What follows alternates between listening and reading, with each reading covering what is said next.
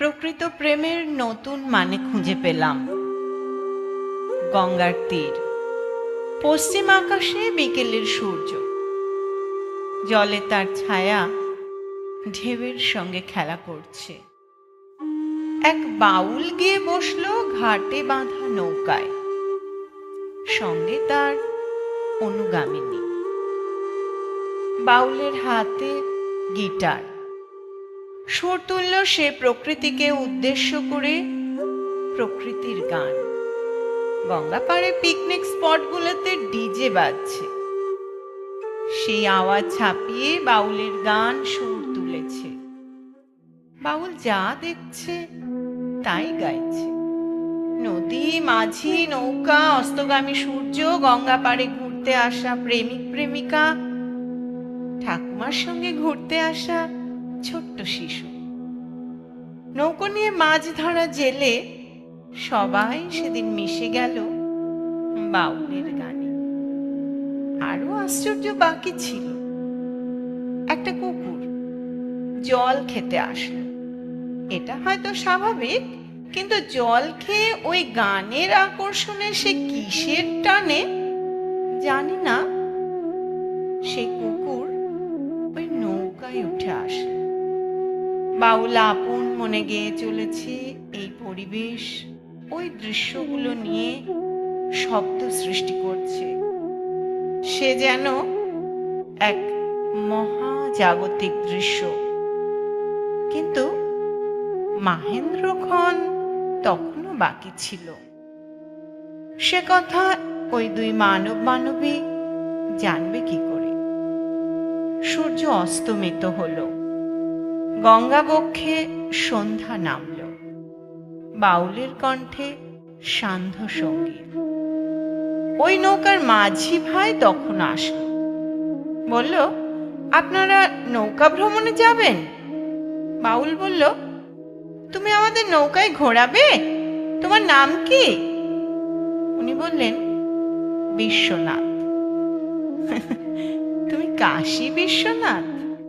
আমাদের গঙ্গা বক্ষে নৌকা ভ্রমণ করাবে কান্ডারি হয়ে? এ তো আমাদের পরম সৌভাগ্য। চলো তাহলে। নৌকা ভাসল, স্বয়ং বিশ্বনাথ গঙ্গা বক্ষে নৌকা বাইছে। নৌকায় এক বাউল উদাত্ত কণ্ঠে শিব বন্দনা শুরু করেছে। তার উল্টো দিকে নৌকায় বসে এক নারী, বাউলের কথায় চিন্ময়ী মা। মুকুন্দনগর গঙ্গার ঘাটে সোজাসুজি নৌকা তখন মাঝ গঙ্গায়। পারে মুকুন্দনগর মায়ের মন্দিরের সন্ধ্যারতি হচ্ছে। ঘণ্টার ধ্বনি, শঙ্খধ্বনিতে চারিদিকে আলোড়ন উঠেছে। মাঝি বৈঠা তুলে নিয়েছে। মাঝ গঙ্গায় নৌকা গোল গোল হয়ে ঘুরছে। সে এক অপূর্ব দৃশ্য। হঠাৎ বাউল গান থামিয়ে বলল, বিশ্বনাথ দাদা, তোমার কাছে একটা অনুমতি চাইছি।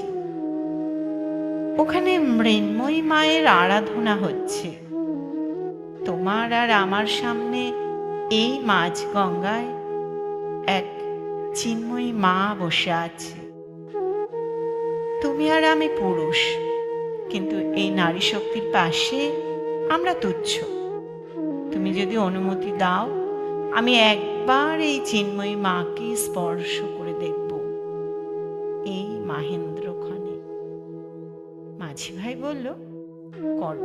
তুমি একবার স্পর্শ করবে বলে আমার অনুমতি চাইলে, তাও এই অন্ধকারে, আর দিনের আলোয় ছেলেমেয়েরা এসে কি না করে, আমাদের লজ্জা লাগে। নৌকা গোল গোল হয়ে ঘুরে যাচ্ছে, শঙ্খধ্বনি ঘণ্টার ধ্বনি বেজে যাচ্ছে। বাউল আকাশের দিকে মুখ তুলে অনুমতি নিল, মা গঙ্গার কাছে অনুমতি নিল, বাতাসের কাছে অনুমতি নিল। তারপর এলো সেই মুহূর্ত। নিজের দুহাত বাড়িয়ে সে তার অনুগামিনীর হাত স্পর্শ করল। বাউল আবার গান শুরু করল। সে সময় এক অদ্ভুত কম্পন সৃষ্টি হলো। সেটা কি শুধু দুটো শরীরে সীমাবদ্ধ থাকলো? না, কারণ কম্পন তো স্থির নয়। ওই কম্পনের ফলে যে সূক্ষ্ম তরঙ্গের সৃষ্টি হলো তা আন্দোলিত করল নৌকাকে, নৌকায় অধিষ্ঠিত বিশ্বনাথকে। মাঝগঙ্গার জলে ছড়িয়ে পড়ল সেই তরঙ্গ, কম্পন সৃষ্টি হলো জলে, তরঙ্গ ছড়ালো বাতাসে। মহাবিশ্ব সাক্ষী থাকলো একটা সূক্ষ্ম স্পর্শে। আর সেই চিন্ময়ী মা, যাকে এতদিন সব পুরুষ দেখেছে শুধু ভোগের সামগ্রী হিসেবে।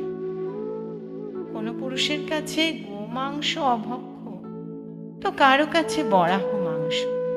কিন্তু বালিকা থেকে বৃদ্ধা, লেডি ডক্টর থেকে ফুটপাতবাসিনী, আধুনিকা থেকে গ্রাম্য রমণী, এদের কোনো জাতি নেই। এরা একটাই জাতি, নারী জাতি, ভোগ্যপন্ন। সেই চিন্ময়ী মায়ের মননে তো গেঁথেছিল এই ধারণা। সে তো প্রেম আর কামের পার্থক্য জানতই না। তারও বোধোদয় হল, সে অনুভব করল আসলে প্রেম কতটা সত্য। বিবেকানন্দের সেই বাণী, জীবে প্রেম করে যেই জন, সেই জন সেবিছে ঈশ্বর। প্রেম মানে কাম নয়। ওই নারী ওই মাহেন্দ্রক্ষণে উপলব্ধি করল প্রেম মানে শরীর নয়।